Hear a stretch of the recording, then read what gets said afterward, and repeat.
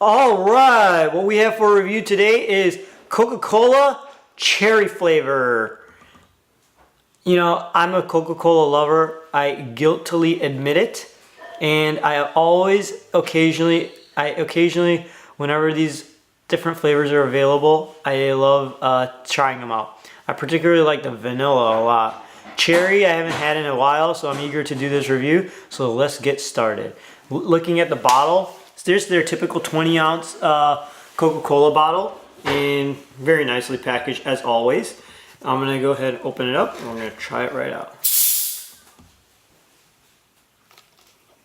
Already you can smell the flavor. You can smell that classic Coca-Cola flavor. Once nice and crisp, open it up. You get the waft even as you open it. And I think that adds to the experience in my opinion.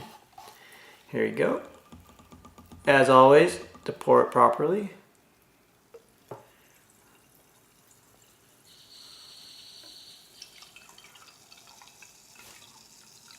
Alright. First thing I'm gonna do, I'm gonna try to smell it. Interesting, smells like cough syrup. It smells like Coca-Cola and cough syrup. Doesn't particularly smell that good. It smells like a medicine you get over the counter. Let's go ahead and taste it. And there it is. That tastes fantastic. Very refreshing. Classic Coca-Cola taste with a hint of cherry flavor in the background. You know when you're getting a cherry Coca-Cola, you're going to get a quality product. You know it's not.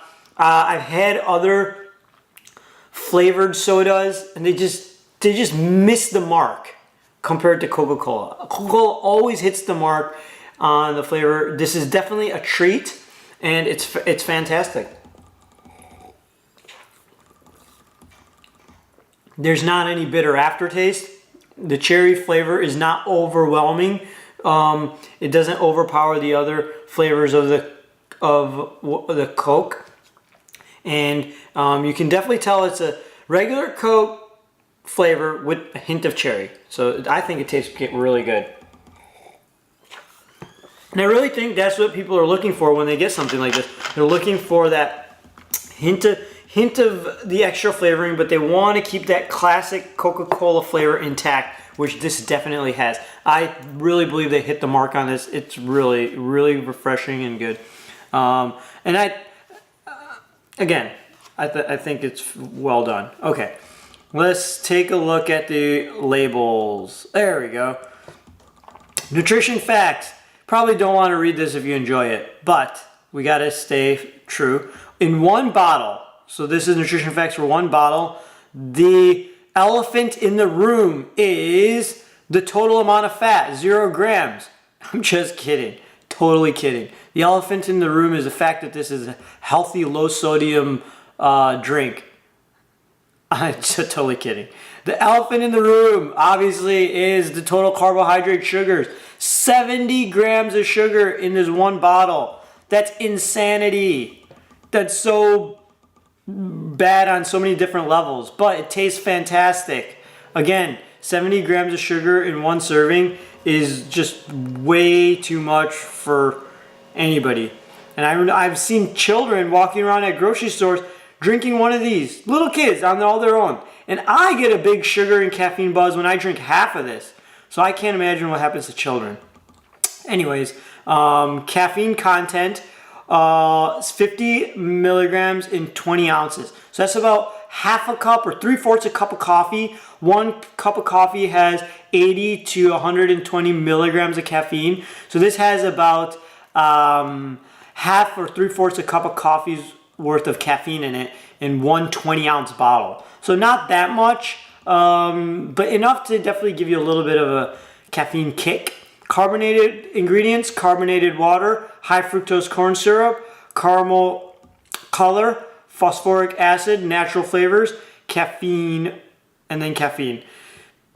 So, where does the cherry fit in? The natural flavors. Largest guarded trade secret in the world. What the chemical composition that makes Coca-Cola taste like Coca-Cola is one of the biggest guarded trade secrets in the world. Has been a company for 125 years, and their entire worth is based off of that classic Coca-Cola flavor that everyone loves. most recognized in the world, most recognized brand recognition in the entire world, Coca-Cola also. This is definitely a tertiary food. All right, looking at it on this is obviously better off not eating. You're better off not eating this or consuming this product than eating it. It's a 1 out of 10 on the health continuum scale for obvious reasons. The elephant in the room being the 70 grams of sugar. Glycemic index, it's right there, right below 60. So I'd say about 58 or 60, and I think that's actually measured. When I made this, I put the ones that were measured on here, and so that was reference points, and Coca-Cola is a common food and a reference point, so a little bit short of 60, but between 50 and 60 is the glycemic index. And you're thinking like, wow, it's 70 grams of sugar and water, why isn't it 100? Because you gotta remember, it's high fructose corn syrup, it's not glucose. Glucose has a perfect 100. What high fructose corn syrup means, a lot of that sugar is in the form of fructose, which actually has a sweeter flavor, and the fructose needs to be converted in the body to glucose before it impacts the blood glucose level. So fructose doesn't impact, I mean, it is a simple sugar, but it still needs to be biochemically converted to glucose before it's counted in the glycemic index scale. That's why it falls at 50 rather than 100, but it's nonetheless, it's still a lot of sugar. If you're not burning those sugars are converted and stored as fat. So even though this does have 0 fat in it, it will make you fat if you don't burn the sugars that are in the sugars that you're consuming, which 70 grams of sugar are a lot. But in fact, if you're looking at it from a flavor perspective, or you're gonna drink it as a treat, thumbs up. This totally hit the mark on the flavor, the consistency, the smoothness, no aftertaste.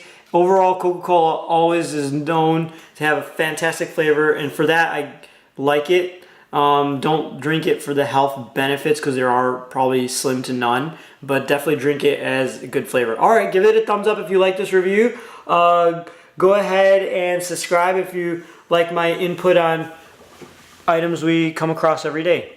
Thanks for watching. See you on the next one.